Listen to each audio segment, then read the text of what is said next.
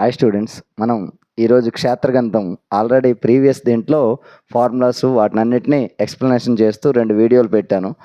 2 dimensional and 3 dimensional అంటే ద్విపరిమాణ చిత్రాలు, త్రిపరిమాణ చిత్రాలు రెండింటి కోసం మనం మాట్లాడుకున్నాం. ఇప్పుడు వాటిపైన ఆ ఫార్ములాలను యూజ్ చేస్తూ టెట్ వరకు బేసిక్ కాన్సెప్ట్స్ ఏవైతే ఉన్నాయో చిన్న చిన్న బిట్స్ అడుగుతున్నాడు సార్.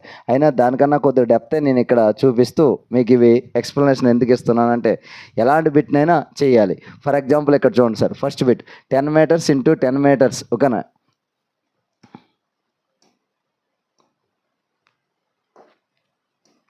ఇక్కడ ఇది 10 metres into 10 metres into 5 metres కొలత గల గదిలో ఉంచదగు గరిష్ట కర్ర పొడవు ఎంత అంటున్నాడు.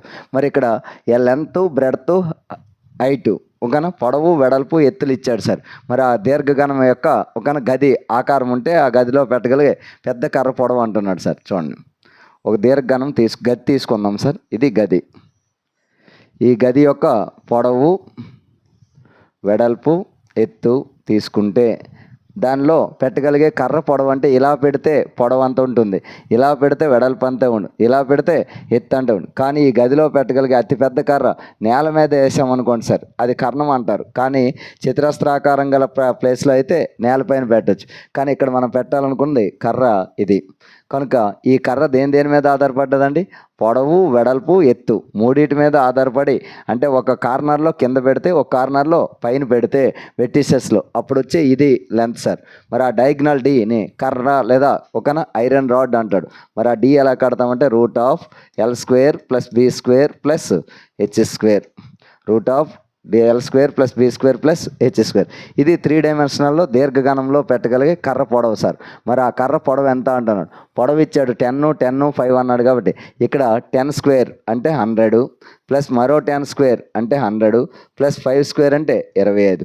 దీనికి స్క్వేర్ రూట్ అంటే 225 వచ్చింది సార్. 100 100 200 ప్లస్ 25 225. 225 వర్గమూలం ఎంత అంటే 15. ఒక ఇవి స్క్వేర్, వర్గమూలం నెంబర్ సిస్టంలో మీరు అవి చూసి ఉంటారు. కనుక ఇప్పుడు మనకి 15 మీటర్ల పొడవు గల ఒక కర్రని అందులో పెట్టవచ్చు సార్. ఓకేనా, నెక్స్ట్ వన్ చూడండి సార్.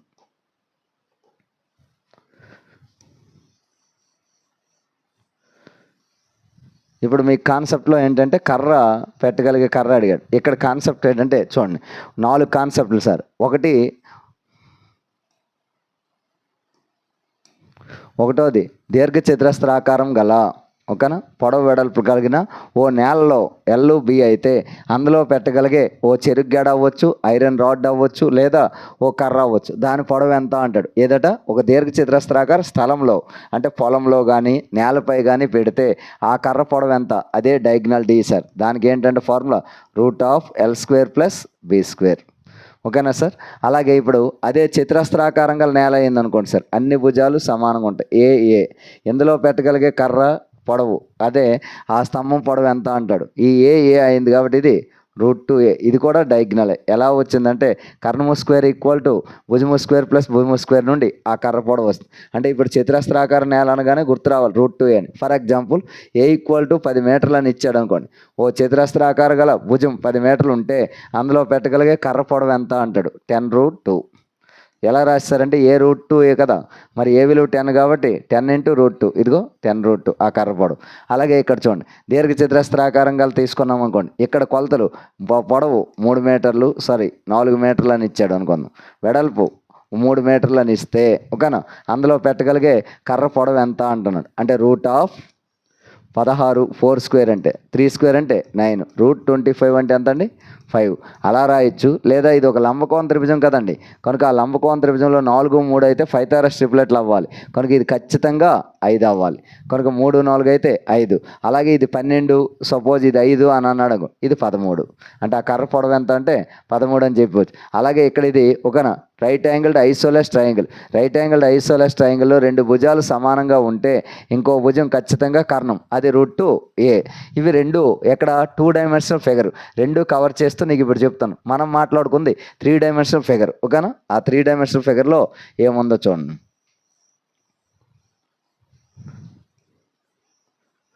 3 డైమెన్షనల్ ఫిగర్కి వచ్చేటప్పటికి ఇక్కడ దీర్ఘఘనం అన్నాం, దీర్ఘఘనంలో పెట్టగలిగే కర్ర పొడవు ఎంత అన్నాను. ఇది దీర్ఘఘనం సార్, ఓకేనా.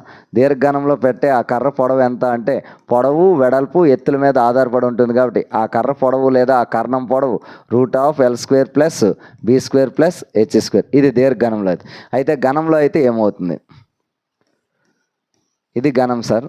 ఈ ఘనంలో ఒకన భుజం ఏ అయితే దీంట్లో పెట్టగలిగే కర్ర పొడవు ఎంత, ఓకేనా. Same concept √A² plus A² plus A². అంటే ఏమవుతుంది, పొడవు స్క్వేర్ వెడల్పు స్క్వేర్ ఎత్తు స్క్వేర్ 3 సమానమే కాబట్టి ఇప్పుడు దీన్ని ఎలా రాయొచ్చు, √3A². మరి దీంట్లో A² లోపల రూట్ లోపల 2 ఉంటే బయటకు ఒకటి వస్తుంది. అంటే ఆన్సర్ ఏమవుతుందండి, √3A. ఇక నుండి చతురస్రాకారం గల గది అంటే ఘనాకారం గల సమగణం యొక్క లో పెట్టగలిగే కర్ర పొడవు ఎంత అంటాడు. ఫర్ ఎగ్జాంపుల్ భుజం 10 సెంటీమీటర్లు ఇస్తాడు సార్. 10 సెంటీమీటర్లు భుజం గల దీర్ఘ ఘనంలో లేదా ఇది ఘనంలో ఏమి ఇస్తున్నాడు, పెట్టగలిగే కర్ర లేదా ఐరన్ రాడ్ పొడవు ఎంత అంటాడు. మనకి వెంటనే గుర్తు రావాలి √3A అంటే 10√3 అని, 10√3. అలాగే ఇప్పుడు నీకు ఇచ్చిన లెక్క 10 5 అయితే ఇందులో పెడతాం 10² 100, 10² 100, 5² 25 అంటే 200, మొత్తంగా 225. మరి 225 వర్గమూలం నెంబర్ సిస్టంలో నీకు చెప్పాను ఎలా కట్టాలో. మరి అది ఎంత అవుతుందంటే 15, ఓకేనా. ఇది first bit concept sir. Second వన్కి వెళ్దాం.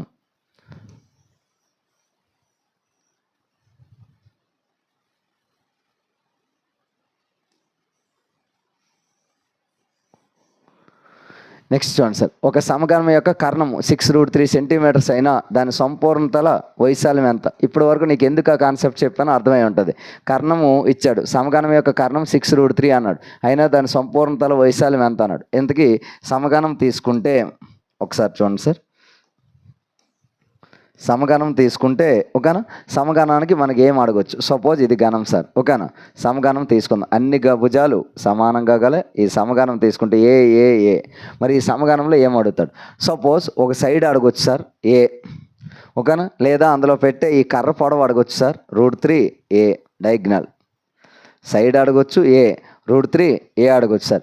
అలాగే దీని యొక్క ప్రక్కతల వైశాల్యం అంటాం, లాటరల్ సర్ఫేస్ ఏరియా అడగొచ్చు సార్ 4A². లేదా దాని యొక్క టోటల్ సర్ఫేస్ ఏరియా అడగొచ్చు సార్ 6A². లేదా లాస్ట్ వన్ దీని వాల్యూమ్ అడగొచ్చు, ఘనపరిమాణం ఎంత అంటే A³. ఇది నీకు ఆ ఫార్ములా సార్. అంటే ఒక సమగణం మీద వచ్చే ఫార్ములాస్ ఏంటంటే భుజము ఏ మరియు కర్ణం √3A మరియు దాని యొక్క లాటరల్ సర్ఫేస్ ఏరియా ప్రక్కతల వైశాల్యం 4A², సంపూర్ణతల వైశాల్యం 6A², ఘనపరిమాణం A³. ఇప్పుడు ఇక్కడ ఉన్న 1 2 3 4 5లో ఏదో ఒక వాల్యూ ఇస్తాడు సార్, రిమైనింగ్ అడుగుతూ ఉంటాడు. అలా నీకు ఇక్కడ ఇచ్చాడు చూడండి సార్, 6√3 అనేది కర్ణం అన్నాడు అంటే √3A ఇచ్చాడు సార్. దీని నుండి ఇప్పుడు సైడ్ ఎంత అని అడగొచ్చు, లేదా ప్రక్కతల వైశాల్యం అడగొచ్చు, సంపూర్ణతల వైశాల్యం అడగొచ్చు, ఘనపరిమాణం. ఎందుకు అలా అడుగుతాడు సార్ అంటే ఈ √3Aలో ఏ ఉంది కదా, ఆ ఏ నుండి మిగతావన్నిట్లో ఏ అనే ఫార్ములా ఫార్ములాలో ఏ ఉండడం వల్ల మొత్తంగా ఏ ప్రాబ్లం అయినా చేయొచ్చు. మరి ఇప్పుడు ఇందులో తీసుకుంటే చూడండి సార్, కర్ణం డయాగ్నల్ ఈక్వల్ టు నీ లెక్క ప్రకారము √3A, వాడి లెక్క ప్రకారము 6√3. మరి √3 క్యాన్సిల్ అయిపోతే ఏ ఈక్వల్ టు ఎంత వచ్చిందండి 6. మరి ఇప్పుడు మన లెక్కలో సంపూర్ణతల వైశాల్యం ఎంత అంటున్నాడు. సంపూర్ణతల వైశాల్యం అంటే 6A². మరి 6A² నీ ఫార్ములా సార్. అంటే ఏమవుతుంది 6 × 6². మరి ఇండైరెక్ట్గా 6³ అంటే 216. 6³ అంటే ఎంత 216. ఇది ఆన్సర్ సార్. ఒకవేళ దీని యొక్క ఘనపరిమాణం అడిగాడు అనుకోండి చూడండి సార్, ఇది ట్విస్ట్ ఏటో 6A², 6 × 6² ఏమైందండి ఇక్కడ మనకు వచ్చింది. అదే దీని ఘనపరిమాణం కూడా అదే వస్తుంది చూడండి సార్. కాకపోతే ఇక్కడ సెంటీమీటర్² ఉంది, సెంటీమీటర్³ అంట. ఘనపరిమాణం ఏంటి A³ అంటే 6³ అది కూడా 216. ఇదేమో క్యూబిక్ సెంటీమీటర్స్ అనాలి, ఇక్కడేమో ఇది సెంటీమీటర్² అంటాం. అది చదరపు సెంటీమీటర్లు, ఇది ఘనం సెంటీమీటర్. కానీ రెండింటికి సేమ్ ఆన్సరే వచ్చింది చూడండి సార్. అంటే 6A² 6 ఉండడం వల్ల ఏ విలువ అక్కడ 216 వచ్చింది, ఇక్కడ 216 వచ్చింది. అంటే నీ ఆన్సర్లో ఒకటే ఆన్సర్. ఇప్పుడు నీకు ఏం చెప్పాను నేను, ఏమి ఇస్తున్నాడో అది తెలుసుకుంటే దాని ఫార్ములా నుండి రాయాలి. మరి ఇప్పుడు మనకి డయాగ్నల్ ఇచ్చాడు √3A = 6√3. √3 క్యాన్సిల్ అయిపోతే ఏ ఈక్వల్ టు ఏమొచ్చింది మనకి 6. దాని నుండి ఇప్పుడు సైడ్ అడిగాడు 6A, దాని యొక్క ప్రక్కతల వైశాల్యం అడిగాడు అనుకోండి, ఏ 6² అంటే 36 × 4 సార్, ఓకేనా. అంటే 4 6 24, 2 4 3 12 144. అంటే లాటరల్ సర్ఫేస్ ఏరియా అయితే 144. టోటల్ సర్ఫేస్ ఏరియా అయితే 6 కాబట్టి 6 6 36, 36 216. ఓకేనా. అలాగే ఘనపరిమాణం అడిగితే అది కూడా అంటే ఇప్పుడు ఒక్క లెక్కతో మనం ఎన్ని లెక్కలు కవర్ చేసిన చూడండి. అంటే ఈ ఫార్ములాస్ కాన్సెప్ట్ నీకు ముందే ఎక్స్ప్లెనేషన్ అందుకే చేశాను. అది చాలామంది ఆ వీడియో చూసిన తర్వాత ఈ కాన్సెప్ట్ చూస్తే సరిపోతుంది సార్. ఓకేనా. Next one.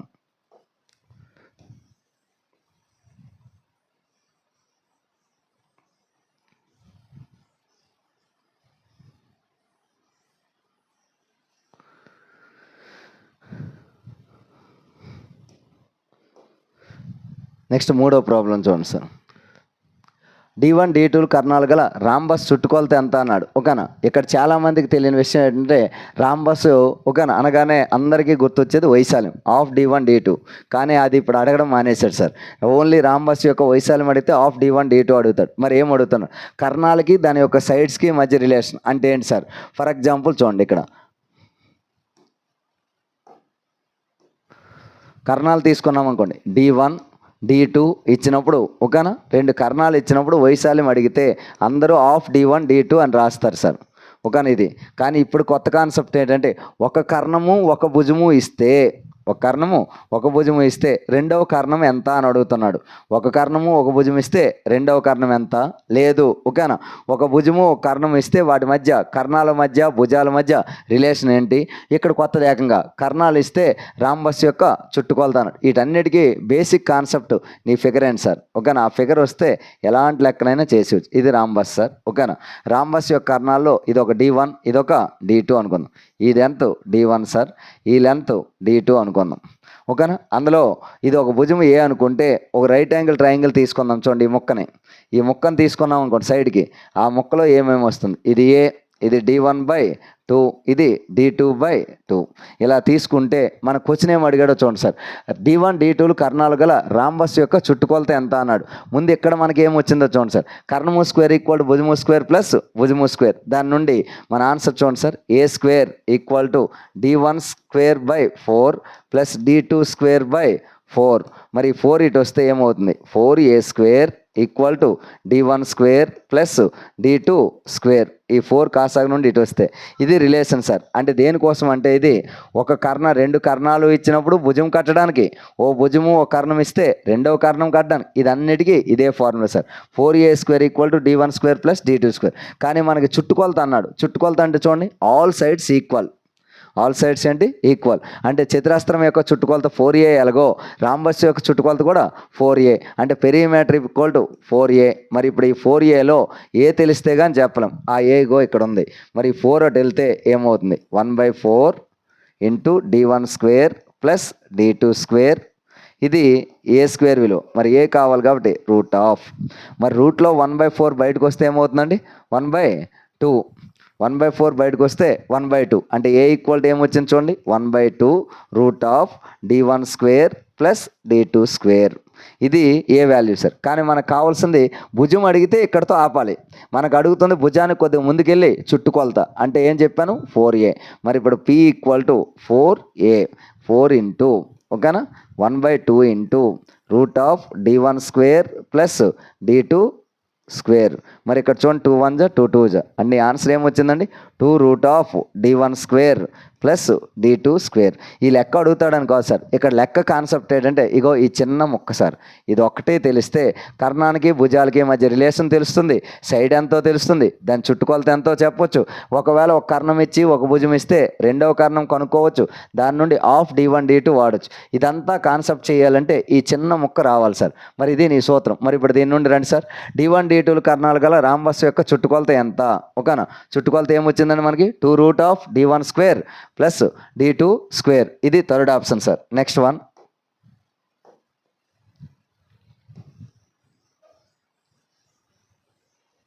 ఫోర్త్ క్వశ్చన్ చూద్దాం సార్.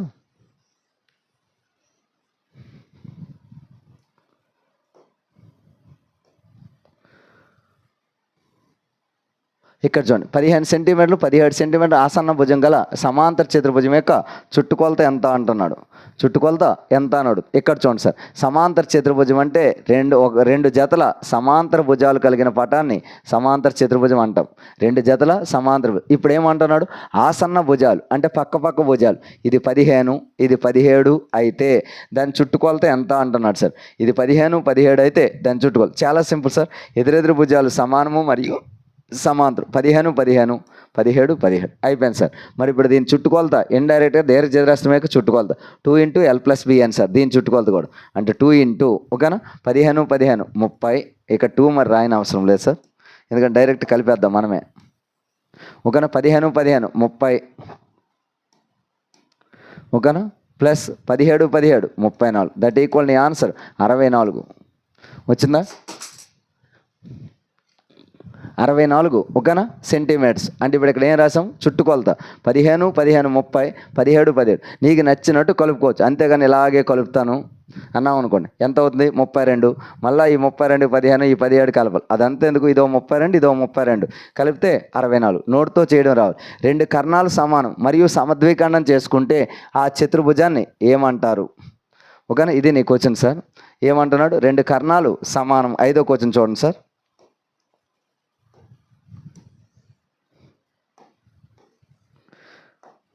5వ క్వశ్చన్, రెండు కర్ణాలు సమానం మరియు సమద్విఖండం చేసుకుంటే ఆ చతుర్భుజాన్ని ఏమంటారు. కర్ణాలు సమానము అనగానే చూడండి సార్, దీర్ఘ చతురస్రంలో కర్ణాలు సమానము మరియు సమద్విఖండం అంటే ఇది ఎన్ని మొక్క ఉంటే ఇది అంతే ఉండు, ఇది ఎంత ఉంటే ఇది అంతే. కర్ణాలు సమానము మరియు సమద్విఖండం చేసుకుంటే ఆ పటం ఏంటి, దీర్ఘ చతురస్రం. కర్ణాలు లంబ సమద్విఖండం చేసుకుంటే అది రాంబస్ సమచతుర్భుజం అంటాము. కర్ణాలు ఏం చేసుకుంటాట, లంబ సమద్విఖండం చేసుకుంటే. ఒకవేళ 3వ కాన్సెప్ట్, కర్ణాలు సమానము మరియు లంబ సమద్విఖండం చేసుకుంటే అది చతురస్రం. మొత్తంగా 3 బిట్లు సార్. కర్ణాలు సమానము మరియు సమద్విఖండన చేసుకుంటే ఏర్పడే పడము దీర్ఘ చతురస్రం. అదే కర్ణాలు లంబ సమద్విఖండన చేసుకుంటాయి అంటే ఎందుకు, ఇలా రాంబస్లో కర్ణాలు ఇలాగే కదా ఉంటాయి. ఇవి లంబ సమద్విఖండన అంటే 90 డిగ్రీలు 90 డిగ్రీలు 90. అలా లంబ సమద్విఖండన అంటే పైన కిందన సమానం, ఈ రెండు సమానం ముక్కలుగా అవుతుంది కానీ లంబంగా ఉంటాయి. ఇక్కడ కర్ణాలు సమానము సమద్విఖండనే జరుగుతుంది, కోణం కోసం మాట్లాడలేదు. ఇక్కడ కర్ణాలు సమానం కాదు కానీ సమద్విఖండం జరుగుతుంది. ఇది ఎంత ఉంటే ఇది అంతే, ఇది ఎంత ఉంటే ఇది అంతే. కర్ణాలు ఇక్కడ లంబ సమద్విఖండం జరుగుతాయి. బిట్లేం అడుగుతాడు చూడండి, కర్ణాలు సమానము మరియు సమద్విఖండన అయితే ఆ చతుర్భుజాన్ని ఏమంటారు, దీర్ఘ చతురస్రము. కర్ణాలు లంబ సమద్విఖండం చేసుకుంటే దాన్ని ఏమంటారు, ఓకేనా సమచతుర్భుజం రాంబస్ అంటారు. 3వది, ఈ రెండు లక్షణాలు కలిపి ఉంటుంది. అందులో కర్ణాలు సమానము మరియు లంబ సమద్విఖండం చేసుకుంటుంది, అది చతురస్రం. ఈ 3 బిట్లో నుండి థియరీ బిట్ అడుగుతూ ఉంటాడు సార్. నెక్స్ట్ ఆన్సర్ చూద్దాం సార్.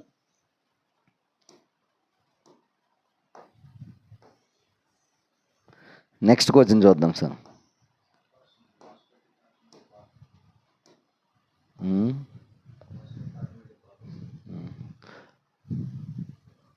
ఏబిసిడి దీర్ఘచతురస్రంలో ఏబి 15 సెంటీమీటర్లు బీసీ 8 సెంటీమీటర్లు ఏసీ బీడీల ఖండన బిందువు ఓ అయితే ట్రయాంగిల్ ఏఓబి చుట్టుకొలత ఎంత అంటున్నాడు. ట్రయాంగిల్ ఏఓబి చుట్టుకొలత ఏబిసిడి ఒక దీర్ఘచతురస్రం అన్నాడు సార్.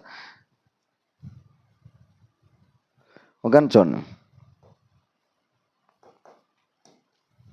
ఏబిసిడి ఒక దీర్ఘచతురస్రం అన్నాడు. ఆ దీర్ఘచతురస్రం తీసుకుందాం సార్. ఓకేనా ఏబిసిడి ఇలా తీసుకుంటే ఏబి అంతట 15 అటు సార్, అలాగే బీసీ అంతా 8. అయితే క్వశ్చన్ ఏసీబీడీల ఖండన బిందువులు ఓ అయితే అన్నాడు. ఓకేనా ఖండన బిందువు ఓ అయితే ఇది ఓ అయితే ఓకేనా ఏఓబి చుట్టుకొలత ఎంత అంటున్నాడు. ఏఓబి చుట్టుకొలత ట్రయాంగిల్ ఏఓబి చుట్టుకొలత ఓకేనా చుట్టుకొలత అడుగుతున్నాడు సార్. మరి ఆ చుట్టుకొలత ఎలా కడతాం. ఇక్కడ చాలా సింపుల్ సార్. చూడండి ఇక్కడ నీకు ఇందాక థియరీ ఎందుకు చెప్పాను ఇప్పుడు అర్థం వచ్చండి. కర్ణాలు ఏమవుతాయండి, సమద్విఖండం జరుగుతాయి అన్నాం. కర్ణాలు సమద్విఖండం అంటే ఇది 15 ఇది 8 అయితే ఖచ్చితంగా ఈ కర్ణం ఓకేనా లంబకోణ త్రిభుజమేనా. ఈ లంబకోణ త్రిభుజంలో ట్రిప్లెట్స్ 8 15 అయితే ఇది ఖచ్చితంగా 17 అవుతుంది. అంటే ఈ పొడవు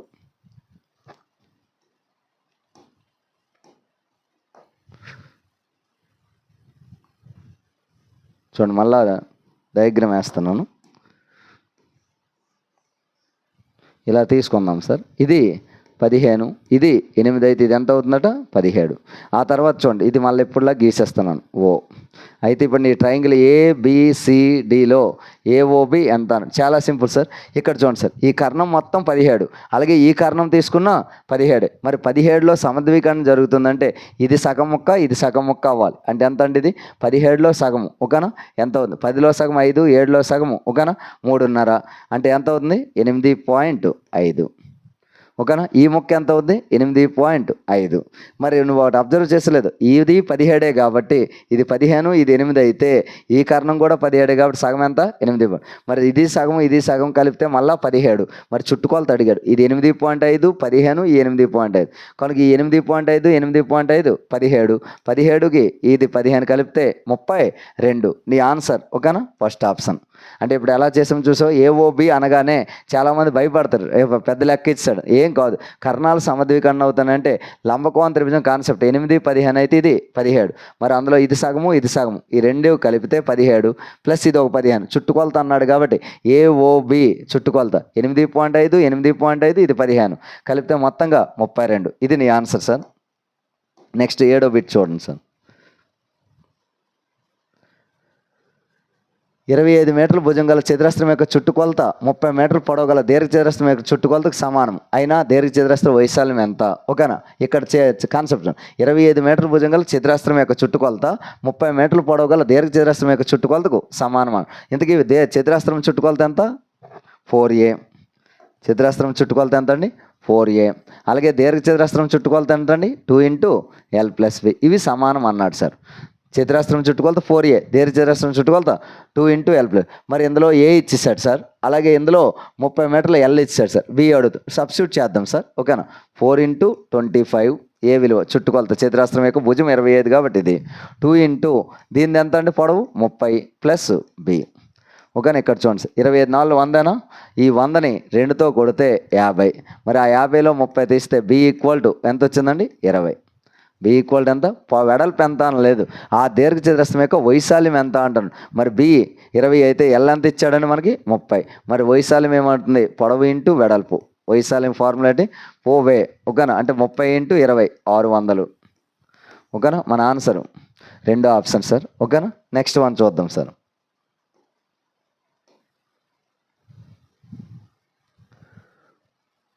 ఎల్బి కొలతలు గల దీర్ఘ చతురస్రం చుట్టూ బయట ఒకే వెడల్పు గల W మీటర్ వెడల్పు గల బాట కలదు. ఆ బాట వైశాల్యం ఎంత అంటున్నాడు. ఇక్కడ చూడండి సార్, ఒక దీర్ఘ చతురస్రం ఉందట, దాని యొక్క పొడవు వెడల్పులు ఇచ్చాడు సార్. ఇది దీర్ఘ చతురస్రం అనుకుందాం, పొడవు ఎల్ వెడల్పు బి, దీని చుట్టూ W వెడల్పుతో ఒక బాట వేశారట. ఎంత వెడల్పుతో W వెడల్పుతో బాట వేశారు, అయినా ఆ బాట వైశాల్యం ఎంత, అది బయట బాట. మరి బయట బాట అన్నప్పుడు చూడండి సార్, లోపల LB ఉంది కదా బయట ఓకేనా, ఏమవుతుంది ఇటొక W ఇటొక W యాడ్ అవుతుంది కాబట్టి బయట పొడవు L + 2W. అలాగే లోపల B ఇటొక W ఇటొక W యాడ్ అవుతుంది కాబట్టి B + 2W. ఇప్పుడు బాట వైశాల్యం అంటే ఏం లేదు సార్, ఈ లోపల ఉన్న ఈ ఖాళీ ప్రాంతం కావాలి కదా, ఇది ఈ ఏరియా కావాలి. కనుక ఇప్పుడు నేను ఏం చేశానంటే లోపల కొలతలు W ఇవ్వడం వల్ల బయట కొలతలు రాశాను. లోపల పొడవు L, ఇటు W యాడ్ అయింది కాబట్టి ఈ మొత్తం పొడవు ఏమవుతుందండి L + 2W. అలాగే ఇది కూడా లోపల వెడల్పు B, ఇటు W యాడ్ అయింది కాబట్టి B + 2. ఇప్పుడు దాంట్లో అది తీసేయడమే. అంటే ఏంటి సార్, బయట దీర్ఘ చతురస్ర వైశాల్యం పొడవు ఇంటూ వెడల్పు L + 2W into B + 2W minus లోపల పొడవు LB. మరి దీన్ని గుణిస్తే ఏమొచ్చింది చూడండి, L × B LB plus L × W 2WL plus 2W × B 2WB plus 2W × 2W 4W² minus LB. ఈ LBకి LB పోయింది. మరి వీటన్నిటిలో 2W కామన్ తీస్తే L + B ప్లస్ 2W. ఇదే బయట బాట వైశాల్యం sir. 2W × L + B plus 2W. అలా బయట కొలతలు ఇచ్చి లోపల బాట అడిగాడు అనుకోండి, లోపలికి వెళ్ళాలి అంటే ఏమవుతుంది, LB అయితే ఇలా, ఇది L ఇది B అయితే లోపలికి వెళ్ళాలనుకోండి సార్, అప్పుడు ఏమవుతుంది W వెడల్పుతో లోపలికి వెళ్ళాలి అంటే ఇది L - 2W అవుతుంది, ఇది B - 2W. అంటే ఇప్పుడు మన ఆన్సర్ ఏంటి, పెద్దదాని వైశాల్యంలో చిన్నదాని వైశాల్యం తీస్తే ఆన్సర్ వస్తుంది. అలా ఇప్పుడు బయట బాట వైశాల్యం అడిగాడు చూడండి, 2W × L + B plus 2W వచ్చిందా లేదు. అంటే ఇక్కడ మనం చేసిందల్లా ఏం లేదు, L B ఇస్తే W ఇస్తే బయటకు వచ్చాం. బయటికి రావాలంటే ఇటొక W పెరిగింది L + 2W. అలాగే ఇక్కడ B ఉంది, బయటికి ఇటువైపు వస్తే ఇటు W పెరిగింది B v+w. పెద్దదాని వైశాల్యంలో చిన్నదాని వైశాల్యం తీసేయాలి. ఇదే నీ కాన్సెప్ట్ సార్. నెక్స్ట్ 9వ లెక్క చూద్దాం సార్.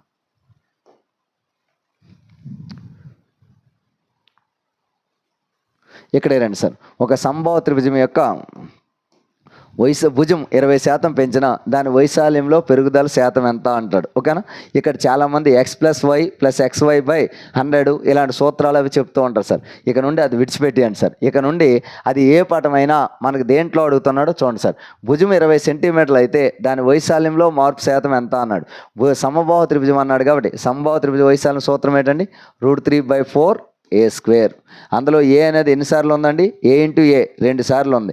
కనుక ఇప్పుడు మన కాన్సెప్ట్ ఏంటి చూడండి. పెరిగితే 100 కలపండి సార్. ఇక నుండి తగ్గితే 100లో తీసేయండి. ఒకటో కాన్సెప్ట్.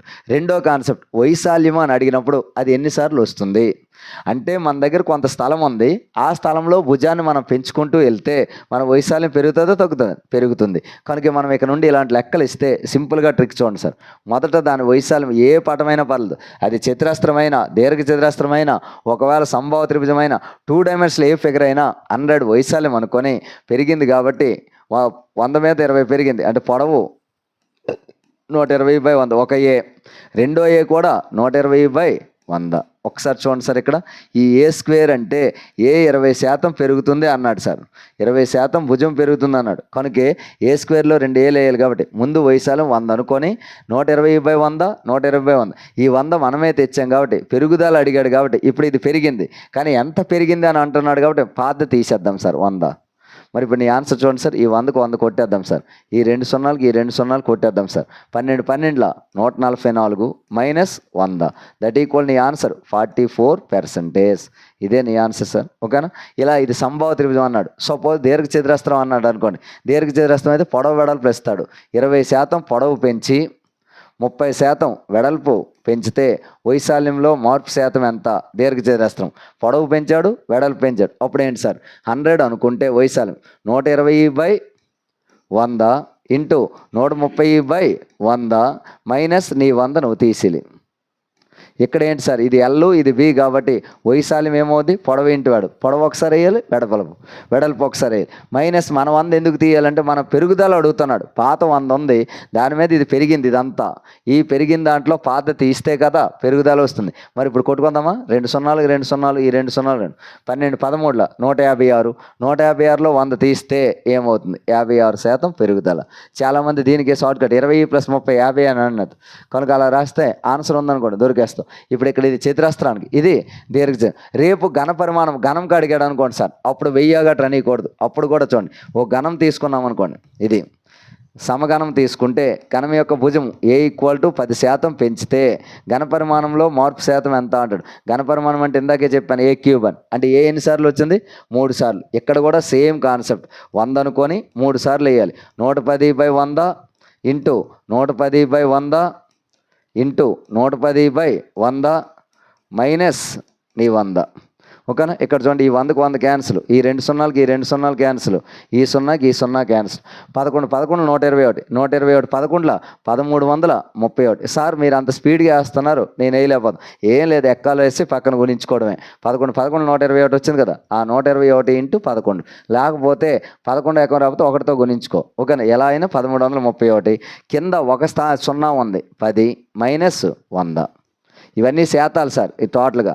కనుక ఇప్పుడు నీ ఆన్సర్ ఏమవుతుంది, ఒక 0 ఉంది కాబట్టి ఆ 0 తీసేయాలంటే మీద కుడివైపు నుండి, నీకు కూడా కుడివైపే నాకు కుడివైపే, కుడివైపు నుండి ఒక స్థానం తర్వాత పాయింట్ పెట్టాలి. అంటే ఎంత అవుతుంది, 133.1% మైనస్ 100. మరి 133లో 100 తీస్తే ఆన్సరు 33.1% పెరుగుదల. 33.1% ఏటట పెరుగుదల. ఇప్పుడు 10% పెరిగింది, తగ్గింది అన్నాడు అనుకోండి, 90/100 90/100 90/100 మైనస్ నీ 100. అలా పెరిగితే 100 కలపాలి, తగ్గితే 100లో తీసేయాలి. ఒకటో కాన్సెప్ట్. మనం ఎప్పుడు వైశాల్యమైన ఘనపరిమాణమైన మనం 100 అనుకోవాలి. పెరుగుదల అంటే పెరుగుదల/100 పెరుగుదల/100 పెరుగుదల/100 చివరిలో మన 100 మనము తీసేయాలి. ఈ కాన్సెప్ట్తో శాతాల పాఠం అయిపోయింది, నీ మెన్సురేషన్ పాఠం అయిపోయింది సార్. ఓకేనా. నెక్స్ట్ వన్ చూద్దాం సార్. 10th problem.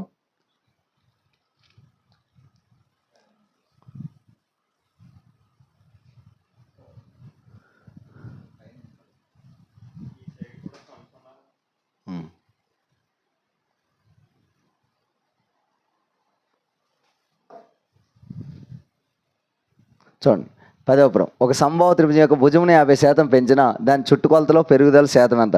టక్కని చాలామంది ఏం రాస్తారంటే 50 100 రాసేస్తుంటారు. కానీ ఇక్కడ అడిగింది ఒక సంభావ్య త్రిభుజం యొక్క 50% పెంచిన దాని చుట్టుకొలతలో పెరుగుదల అన్నాడు. ఫ్లోలో ఇక్కడ ఒకటి అడిగాడు చూడండి సార్.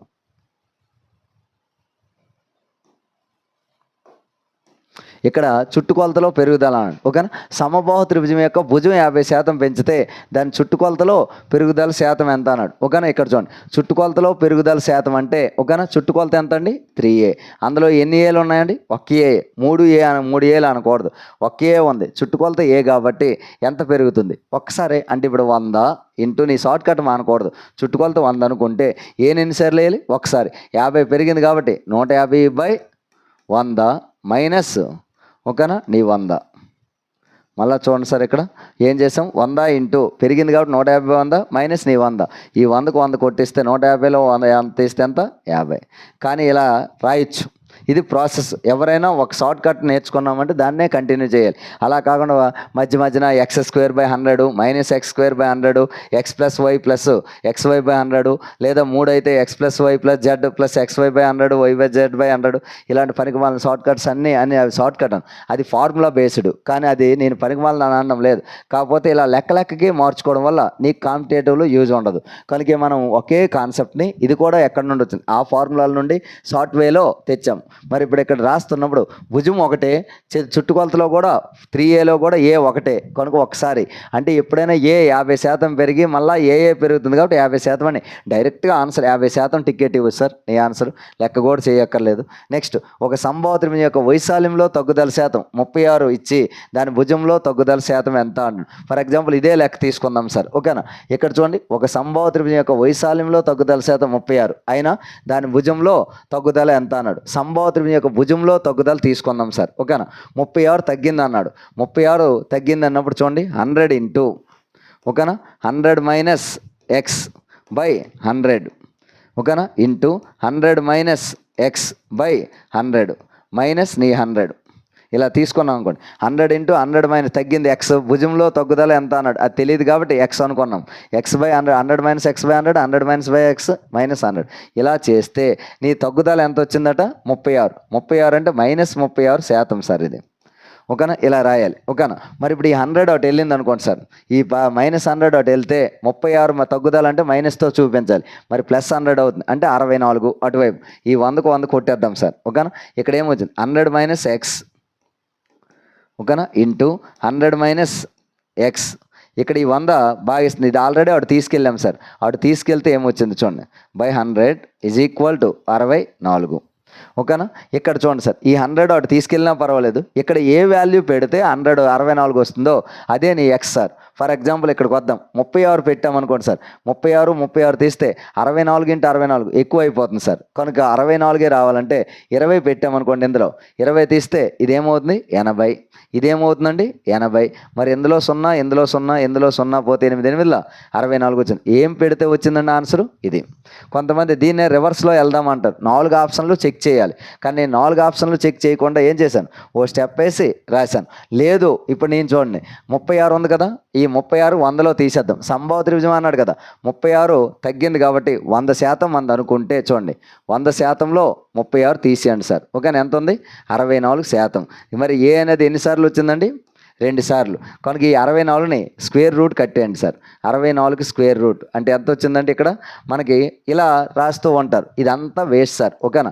ఈ కాన్సెప్ట్లు ఇవన్నీ మనం రాస్తున్నప్పుడు ఇక్కడ చూడండి 64ని 8 అని రాసాం కదా, అంటే 8 కాదు ఇక్కడ 80% అని రాయాలి. ఓకేనా. ఇదంతా చెప్తూ ఉంటారు. కానీ ఆ కాన్సెప్ట్ ఏం లేకుండా మన షార్ట్ కట్ని మనం వాడుకున్నాం. ఎలా? 100 ఇంటూ భుజం తగ్గింది కాబట్టి 100 మైనస్ x/100 ఇంకోటి 100 మైనస్ x/100 మైనస్ నీ 100 ఈక్వల్ టు ఏమొచ్చిందట?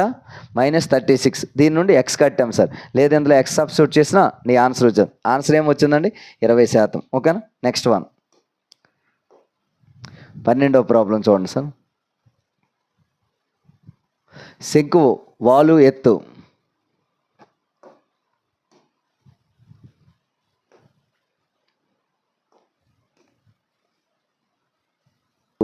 ఎంత అంటాను. శంకు వాల్ ఎత్తు ఎంత అంటే ఇక్కడ చూడండి సార్. శంకు తీసుకున్నాం అనుకోండి సార్, ఇలా ఉంటుంది.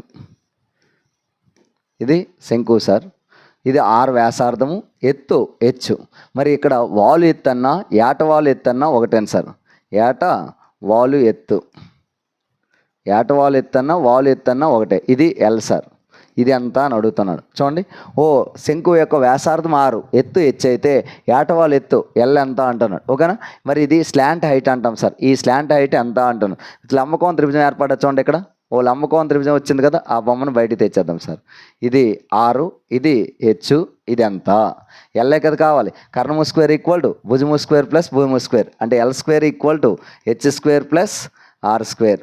మరి దీని నుండి ఎల్ఏ కావాలి కాబట్టి root of H square plus R square. నీ ఆన్సర్ సెకండ్ ఆప్షన్ సార్. ఇది శంకువుది. మరి శంకు వచ్చింది కాబట్టి ఇక్కడే మాట్లాడేద్దాం సార్. శంకు యొక్క ఉపరితల వైశాల్యం అంటే ఈ చుట్టూ ఉండే కర్వ్డ్ సర్ఫేస్ ఏరియా అంటాం. ఏ surface area? Curved surface area ఎంత అంటే πRL. ఎలా వచ్చేవన్నీ నీకు ముందు వీడియోలో చెప్పాను. అలాగే టోటల్ సర్ఫేస్ ఏరియా ఎంత అంటే ప్రక్కతల వైశాల్యం πRL ప్లస్ భూ వైశాల్యం πR స్క్వేర్. దీని నుండే πR కామన్ తీసి నువ్వు ఇలా రాస్తావు ఎల్ ప్లస్ ఆర్ అని. ఇదే ఒక ఏదట టోటల్ సర్ఫేస్ ఏరియా. మరి దీని ఘనపరిమాణం వాల్యూమ్ ఎంత అంటే 1/3 πR స్క్వేర్ హెచ్. ఘనపరిమాణం సూత్రం ఏంటి? 1/3 πR స్క్వేర్. ఓకేనా. టెట్లో నీకు ఫార్ములా మాత్రమే అడుగుతున్నాడు. ఇక్కడ కూడా ఫార్ములా అడిగాడు చూడండి, ఏటవాలు ఎత్తు. ఓకేనా. నెక్స్ట్ వన్ చూద్దాం.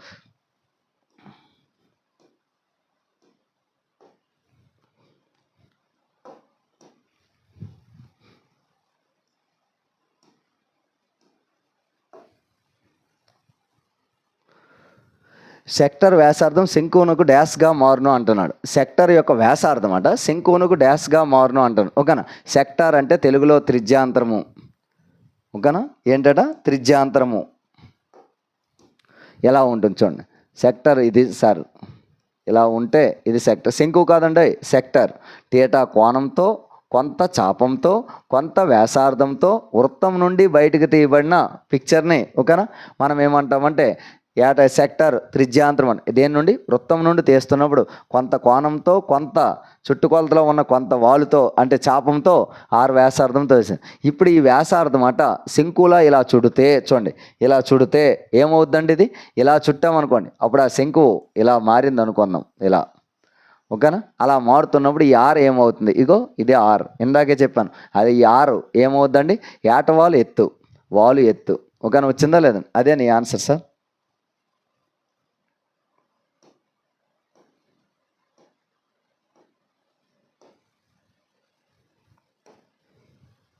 ఓకేనా. నీ ఆన్సర్ ఏంటండి? వాలు ఎత్తు అంటున్నాడు. అదే నీ ఆన్సర్ సార్. నెక్స్ట్ వన్కి వెళ్దామా?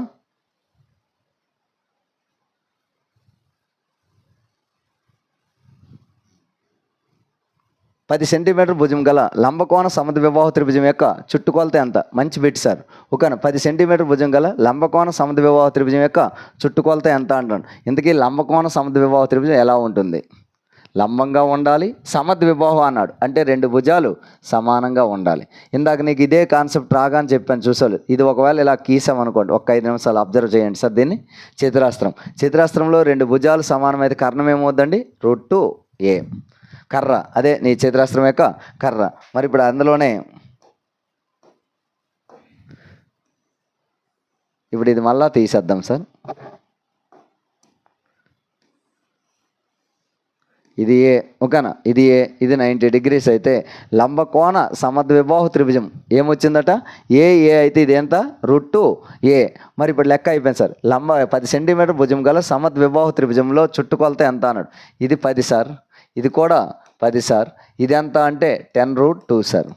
ఓకేనా. అయితే నీ క్వశ్చన్ ఏమడుతున్నాడు? చుట్టుకొలత ఎంత అంటున్నాడు. చుట్టుకొలత 30√2 అని రాసి కూడా సార్ ఆనందంలో. ఓకేనా. 10 20. ఓకేనా. చూడండి ఈ 10 ఎంత? 20 ప్లస్ ఓకేనా ఇక్కడ 10√2. ఇది నీ ఆన్సర్ సార్. ఓకేనా. ఒకటి ఇలా రాయొచ్చు, లేదు అనుకోండి నేనే రాస్తాను చూడండి. 10 20 కదా, ఇక్కడ 10√2 కాబట్టి ఈ రెండింటి నుండి ఒక 10 కామన్ తీసేద్దాం సార్. 2 + √2. 2 + √2. ఈ √2 విలువ మనకు తెలుసు సార్ 1.414 అంటే 10 ప్లస్ చూడండి ఇక్కడ 10 × 2 + 1.414. మరి దీన్ని కలిపితే ఏమవుతుందండి? 3.414 × 10. మరి 10తో గుణిస్తే ఒక స్థానం ముందుకు వస్తుంది పాయింట్, అంటే 34.14. ఏం చేసాం చూడండి, చుట్టుకొలత అంటే ఏం లేదు, 10 10 20 + 10 √2. మరి 10 కామన్ తీస్తే 2 + √2. √2 విలువ ఎంత అండి? √2 విలువ గుర్తుండాలి సార్, 1.414. మరి అది కలిపితే 3.414 ఇంటూ 10తో, ఈ 10తో గుణిస్తే ఒక స్థానం ముందుకు వస్తుంది, 34.14 ఆన్సర్ సార్. నీ ఒకటో ఆప్షన్ నీ ఆన్సర్ సార్. నెక్స్ట్ 15వ బిట్ చూద్దాం సార్.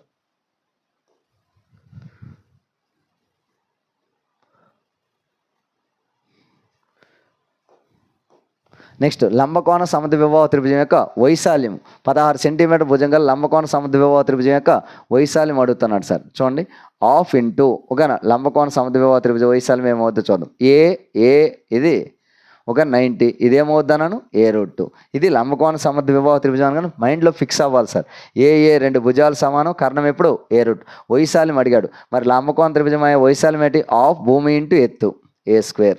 హాఫ్ A² నీ ఆన్సర్. ఎందుకు? హాఫ్ భూమి ఎత్తు హాఫ్ భూమి ఇంటూ ఎత్తు హాఫ్ A².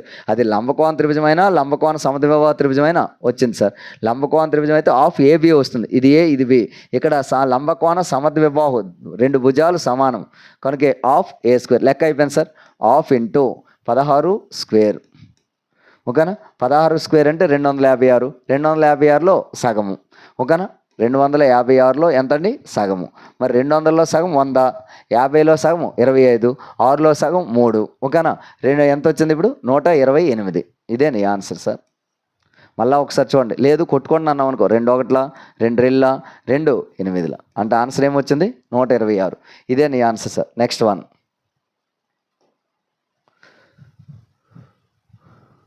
మంచి బిట్ సార్ ఇది. ఒక ట్రిపీజియంలో సమాంతర భుజాల సగటు 20 సెంటీమీటర్లు మరియు వాటి మధ్య దూరం 15 సెంటీమీటర్లు అయినా దాని వైశాల్యం ఎంత? అసలు సమాంతర చతుర్భుజం ఇది ఇక్కడ చూడండి, ఒక ట్రిపీజియంలో సమాంతర భుజాలు. ఎందుకే ట్రిపీజియం ఎలా ఉంటుంది? ట్రిపీజియం ఇది కూడా సార్, ఇక్కడ వేస్తున్నాను చూడండి సార్, ఇది ట్రిపీజియం. ఓకేనా? ట్రిపీజియంలో ఇది A ఇది B అనుకుంటే ఎత్తు, రెండు సమాంతర రేఖల మధ్య ఎత్తు ఇది H. ఓకేనా? అనుకుంటే ఇది నీ ట్రెపీజియం. కానీ ట్రెపీజియం అంటే మీరు వేసే ట్రెపీజియం ఇది వేస్తారు. ఓకేనా? మరి ఇది ట్రెపీజియం అంటే ట్రెపీజియంలో ఒక రకం సార్. ఇది ట్రెపీజియంలో ఒక రకం. దీన్ని ఏమంటామంటే సమద్విబాహు సమలంబ చతుర్భుజం, ఐసోలస్ ట్రెపీజియం అంటాం సార్. ఓకేనా? మరి ఇక్కడ రండి సార్, ఇక్కడ మనకేమి ఇచ్చాడు? ఈ సమాంతర భుజాల సరాసరి ఇవి ఇచ్చి ఎత్తిచ్చాడు. ఇంతకీ దీని వైశాల్యం ఏంటి అసలు? ట్రెపీజియం వైశాల్యం half H into A+B. Already నీకు ఇవన్నీ చెప్పాను. ఓకేనా? Half H into A+B. Previous వీడియోలు చూస్తే ఈ ఫార్ములాలు రాబెట్టడం చూపించాను. ఎందుకంటే అప్లికేషన్ లెక్క ఇవ్వాలంటే అది ఎలా వచ్చిందో తెలియాలి. Half H into A+B. మరి ఇప్పుడు ఇక్కడ మనం తీసుకున్నప్పుడు హాఫ్ H ఎంత ఇచ్చాడండి? ఇక్కడ మీరు చూడండి, మధ్య దూరం అన్నాడు కదా, సమాంతర రేఖల మధ్య దూరం ఇదే. ఆ సమాంతర రేఖల మధ్య దూరం ఎంత? 15. ఓకేనా? ఇలా ఇచ్చాడు. కానీ ఇక్కడ రాస్తున్నప్పుడు ఓకేనా సూత్రంలో ట్విస్ట్ ఇచ్చాడు చూడండి. ఏంటదంటే ఇలా రాయకుండా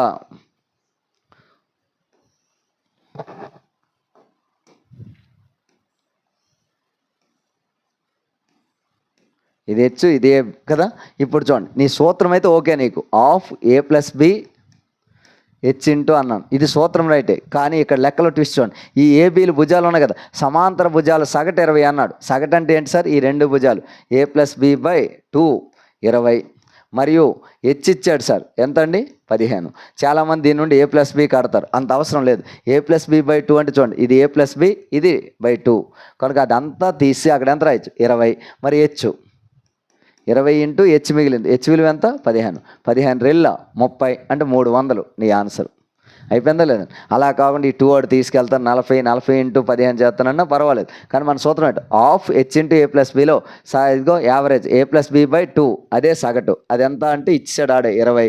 మరి H ఇచ్చాడు 15. 20 15ల 300. అయిపోయిందా సార్? నెక్స్ట్ వన్ చూడండి,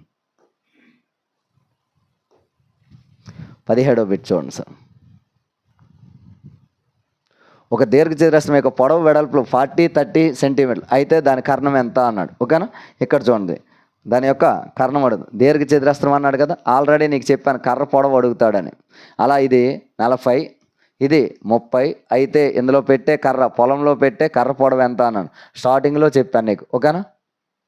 ఆ కర్ర పొడవు ఎంత అంటే ఇక్కడ చూడండి 40 30 కదా. ఒక్క 5 నిమిషాలు చూద్దాం సార్. ఈ 0 కొట్టేద్దాం, ఎందుకంటే 10తో. మరి ఇది 3 ఇది 4 అయితే పైథాగరస్ ట్రిప్లెట్ ఇది ఎంత అండి? 5. మరి ఇది 30 ఇది 40 అనుకుంటే అప్పుడు ఇది ఎంత అవుద్ది? 50. కనుక ఇప్పుడు ఈ పొడవు కర్ణం పొడవు ఎంత అంటే 50 సెంటీమీటర్లు. చూసారా, పైథాగరస్ ట్రిప్లెట్ మీకు రావడం వల్ల ఇది బెనిఫిట్. నెంబర్ సిస్టంలో మీకు ఆ వీడియోలో చెప్పాను. ఇది 30, 40 అయితే ఇంకోటి ఎంత 50. నెక్స్ట్ వన్,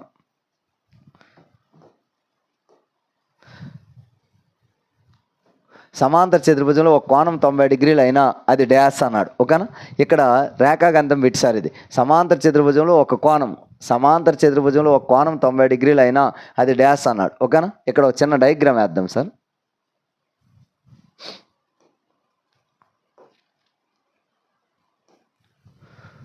డయాగ్రామ్ ఏంటో చూడండి. ఇది చతుర్భుజం సార్.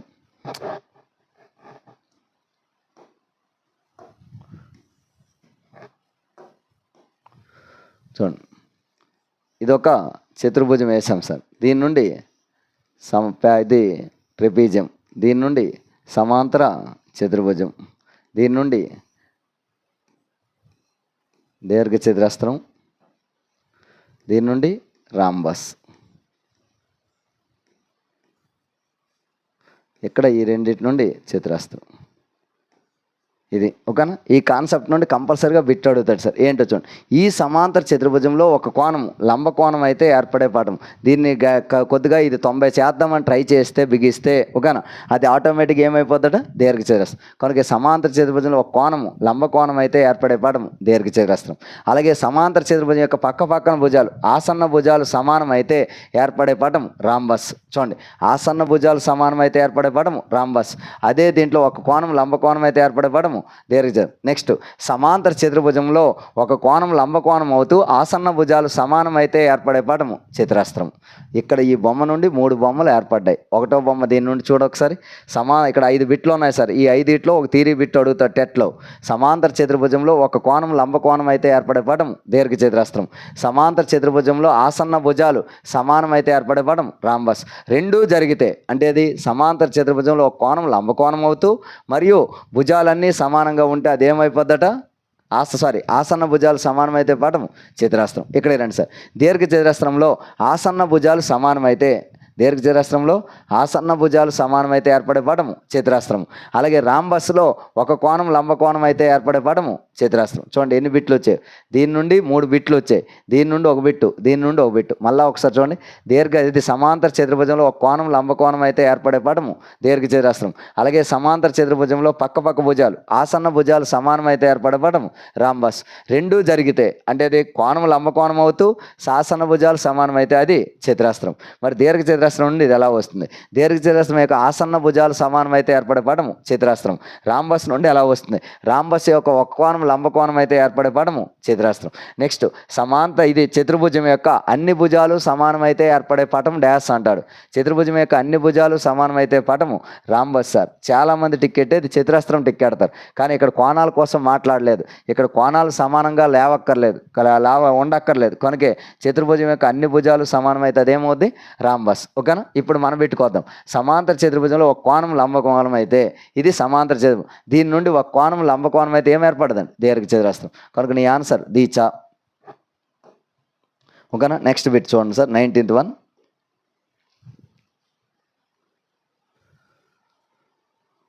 ఒక చతురస్రాకార ఫ్లాట్ వైశాల్యం 4 హెక్టార్లు. దీని చుట్టూ 4 వరుస ముళ్ళ తీగను 4 వరుసల ముళ్ళ తీగను అమర్చుటకు 100 మీటర్లకు 250 రూపాయలు చొప్పున ఎంత ఖర్చు అగును అన్నాడు. ఓకేనా, ఈ లెక్కలో ఒక ట్విస్ట్ ఉంది, ఒక మామూలుగా ఉంది సార్. రెండు చూపిస్తాను నీకు. చూడండి, ఒక చతురస్రాకార ఫ్లాట్ వైశాల్యం 4 హెక్టార్లు అన్నాడు. ఓకేనా, ఆ ఫ్లాట్ వైశాల్యం 4 హెక్టార్లు, దాని చుట్టూ 4 వరుసల ముళ్ళ తీగను అమర్చుటకు అన్నాడు. ఓకేనా, ఇక్కడ చాలామంది 4 వైపులా అని అన్నప్పుడు ఈ 4 వరుసలా అని అవ్వడం ఒక్కొక్కరు ఒకలా చదివితే ఒక్కొక్క ఆన్సర్ వస్తుంది. కానీ రియాలిటీ ఇప్పుడు చూద్దాం. 4 హెక్టార్లు అంటే ఇంతకీ హెక్టార్ అంటే ఏంటి?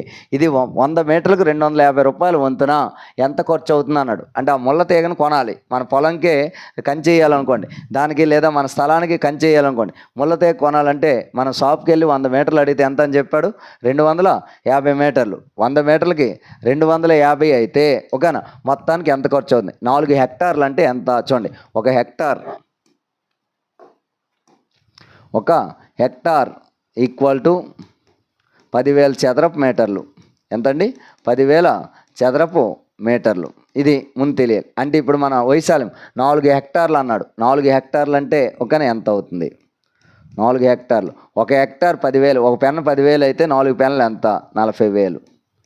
40,000 చదరపు మీటర్. ఇది వైశాల్యం అన్నాడు. కనుక ఏ స్క్వేర్ ఈక్వల్ టు ఏమవుద్దండి? 40,000. దీని నుండి ఏ ఈక్వల్ టు ఎంత అవుతుందండి? √40000. 4 వర్గమూలం 2. రూట్ లోపల ఏమైనా 2 ఉంటే ఒకటి బయటకు వస్తుంది. 4ని 2 × 2 రాసుకుంటే ఒక 2. 4 సున్నాలు ఉన్నాయి కాబట్టి 2 సున్నాలు. ఇదేమొచ్చిందండి? మీటర్లు. 200 మీటర్లు. మరి మీటర్ ఒక్కింటికి 250 రూపాయలు చొప్పున అన్నాడు. కానీ ఇది భుజం వచ్చింది సార్. మరి చుట్టూ ఫ్లాట్ చుట్టూ అంటే చుట్టుకొలత రావాలి. అంటే ఎంత అవుతుంది? 4A. చుట్టుకొలత ఎంత? 4A. దీంట్లో చూడండి, దీనికి ఎన్ని రౌండ్లు వేయాలి? 4 రౌండ్లు. ఓకేనా? వేస్తే ఎంత అవుతుంది? 4 × 200 × 4. ఒక 4 4 16 16 32. అంటే 3,200 మీటర్లు అవసరం సార్. ఎంత అవసరం మీకు? 3,200 మీటర్లు కంచి వేయడానికి అవసరం. అలాంటిది 100 మీటర్లకి 250 రూపాయలు అయితే ఇంతకి ఎంత? ఓకేనా? 100 మీటర్లకి ఎంతట? 250 అయితే 3,200కి ఎంత? ఎక్కువే కదా అవుద్ది. కనుక ఎక్కువ బై తక్కువ. 3,200/100 × 250. ఈ 2 సున్నాలకి ఈ 2 సున్నాలు కొట్టేద్దాం. 0 25 50 5 25 3 75 5 8. ఇదే నీ ఆన్సర్ సార్. 8,000. ఓకేనా? 4 రౌండ్లు అన్నాడు. చాలామంది ఇక్కడ 4A వేసి ఆపేస్తారు. 4A వేస్తే నీ ఆన్సర్ వస్తుంది. కానీ చుట్టూ 4, ఓకేనా, చుట్టూ 4 వరుసల ముళ్ళ తీగను అమర్చుటకు అన్నాడు. ఇక్కడ చుట్టూ అంటే చాలామంది ఇలా ఓవర్గా ఆలోచిస్తారు. ఎలా? చుట్టూ 4 మూలలు అన్నాడు కాబట్టి ఇక్కడ ఒకటి, ఇక్కడ ఒకటి, ఇక్కడ ఒకటి, ఇక్కడ ఒకటి చుట్టుకొలతే కదని. కానీ 4 ముళ్ళ తీగను ఏది?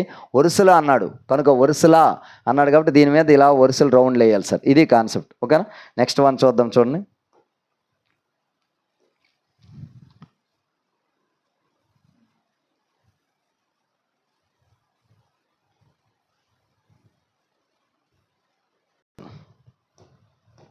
21. ఒక లంబకోణ సమద్విబాహు త్రిభుజం యొక్క భుజం ఓకేనా 12 అయినా కర్ణం ఎంత? ఇక్కడ పడాలి సార్. ఇది ఇక్కడ పడ్డది.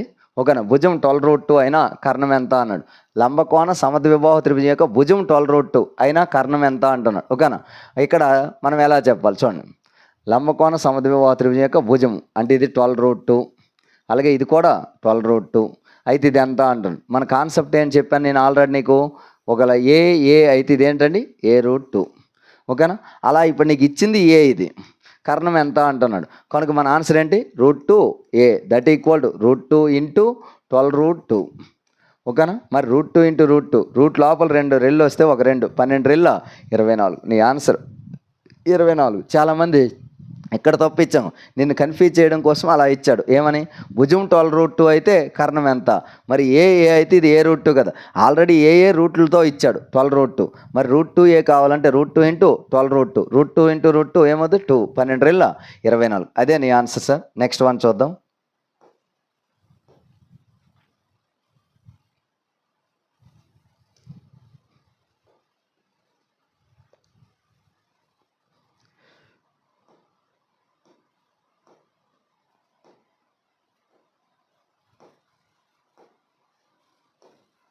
సమద్విబాహు త్రిభుజం వైశాల్యం 25 సెంటీమీటర్స్ అయినా దాని కర్ణం ఎంత? Same concept sir. మళ్ళీ లంబకోణ సమద్విబాహు త్రిభుజం ఏ అయితే ఇది √2A. ఓకేనా? మరి లంబకోణ సమద్విబాహు త్రిభుజం వైశాల్యం ఎంత? ½ A². ఎందుకు ½? భూమి ఇంటూ ఎత్తు. కనుక ½ A² ఇచ్చాడు సార్. ఎంత? 25 సెంటీమీటర్ స్క్వేర్. మరి మనకేం అడుగుతాను? ఈ కర్ణం ఎంత అని అడుగుతున్నాడు. అంటే ఏ తెలిస్తే √2A రాసి ఇవ్వచ్చు కదా. మరి ఏ తెలియాలంటే ఈ 2 ఇటు పంపించేద్దాం సార్. A² ఎంత అవుద్ది? 50. ఏ ఈక్వల్ టు ఎంత అండి? √50. √50 అలా ఉంచండి సార్. మనకు కావాల్సింది ఏంటి? √2A కర్ణం D = √2 × √50. ఓకేనా? ఇలా రాయొచ్చు. మరి ఇక్కడ చూడండి సార్, ఇది 25 × 2 ఇలా రాయడం కన్నా √A × √B √AB అంటే 100. √100 అంటే ఎంత వచ్చిందండి? 10. కర్ణం D = ఎంత? 10. ఇదే నీ ఆన్సర్. ఓకేనా? అంటే ఇక్కడ ఏం వాడాం మనము? వైశాల్యం లంబకోణ సమద్విబాహు త్రిభుజ వైశాల్యం ½ A² = 25. A² = 50. దీని నుండి ఏ కట్టాను, √50 ఉంచాను. మరి D కావాలంటే √2A కనుక √2 × √50 అంటే 10. Next one sir. ఒక లంబకోణ సమద్విబాహు త్రిభుజం కర్ణం 12 సెంటీమీటర్లు అయినా దాని భుజం ఎంత అంటున్నాడు. ఓకేనా? కర్ణము 12 సెంటీమీటర్లు అట అయినా భుజం ఎంత? లంబకోణ సేమ్ కాన్సెప్ట్ సార్. ఏ ఓకేనా? ఇది A√2 ఇలా ఇస్తే ఇది ఇచ్చాడు సార్. ఈసారి 12 సెంటీమీటర్లు అయితే ఏ ఎంత అని అడుగుతున్నాడు. మరి ఈ √2 ఇటు వచ్చేసి సరిపోద్దా? కనుక ఇక్కడ గుణిస్తుంది, ఇటు వస్తే భాగిస్తుంది. అంటే ఏమవుద్ది? 12/√2. ఈ 12 ఎలా రాయొచ్చు?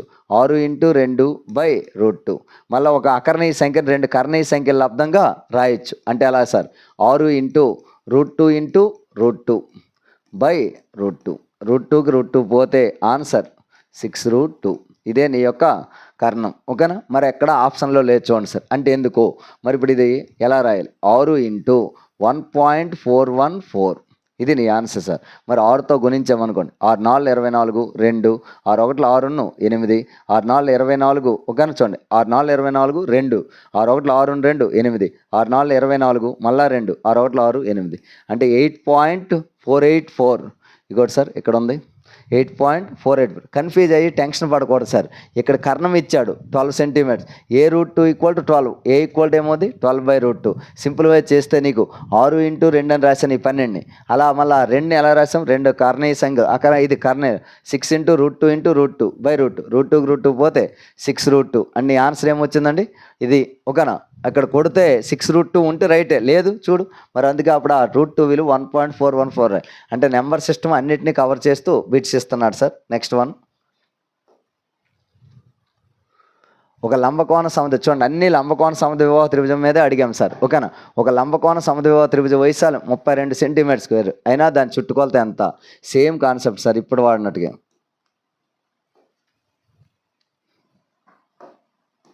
ఓకేనా? ఇక్కడ చూడండి, ఇక్కడ వైశాల్యం ఇచ్చాడు. ఒక లంబకోణ సమద్విభావ త్రిభుజ వైశాల్యం 32 అన్నాడు. అంటే ఇలా తీసుకుంటే ఇది a √2 సార్. దీని నుండి వైశాల్యం a = ½ ఓకేనా a². ఇది ఇచ్చేసాడు ఎంత? 32. దీని నుండి ఈ 2 వెళ్తే 64 సార్. అంటే ఇప్పుడు a² = 64. a ఈక్వల్ ఏమవుతుందండి? a = √64. అంటే ఎంత వచ్చిందండి? వర్గమూలం 8. అంటే భుజం 8 సార్. ఇది 8, ఇది 8, ఇది 8√2. మరి చుట్టుకొలత ఎంత అంటున్నాడు. ఓకేనా? చుట్టుకొలత ఎంత అంటే ఈ 3 కలపాలి కదా. పెరిమీటర్ 2a + d, కర్ణంని d అనుకుందాం ఇది. ఓకేనా? అంటే ఇప్పుడు 2a అంటే ఎంత? 2 8 16 + 8√2. మరి √2 కామన్ తీసామనుకోండి 8, 2 + √2. ఇందాలాగే 8 + 2 + ఇది 1.414 సార్. 8 × 2 + 1.414. అంటే ఇప్పుడు ఏమవుతుంది? 8 ఇది కలిపితే 3.414. 8తో గుణించదు. 8 4 32, 3, 8 1 8 3, 11, 1, 8 4 32 1, 33, 3, 8 3 24, 27. పాయింట్ పెడితే 27.312. ఓకేనా? సుమారుగా 27తో ఉన్నది ఇదే. కనుక 27.3తో ఉన్నది ఒకటే కాబట్టి అదే నీ ఆన్సర్ సార్. అంటే ఇక్కడ ఏం తెలుస్తుంది? లంబకోణ సమద్విభావ త్రిభుజం కాన్సెప్ట్ కంప్లీట్ చేస్తున్నాడు సార్. ఓకేనా? నెక్స్ట్ వన్,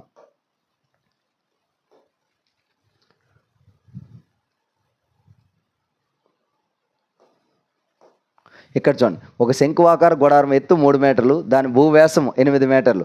ఒక చదరపు మీటర్ కాన్వాస్ గుడ్డ ఖరీదు 70 రూపాయలు అయితే గుడారాన్ని తయారు చేసేందుకు ఎంత ఖర్చు అవుతుంది అన్నాడు. గుడారం ఎలా ఉంటుంది? ఓకేనా? మనం మామూలుగా అరకు ఇలాంటి ఏరియాలు వెళ్ళారనుకోండి, అక్కడ గుడారాల్లో ఉంటూ ఉంటారు. అలా ఉన్నప్పుడు ఇది గుడారం అనుకోండి. ఈ గుడారానికి కాన్వాస్ గుడ్డ కావాలి కదా, చుట్టూ వేసే ఆ గుడ్డ.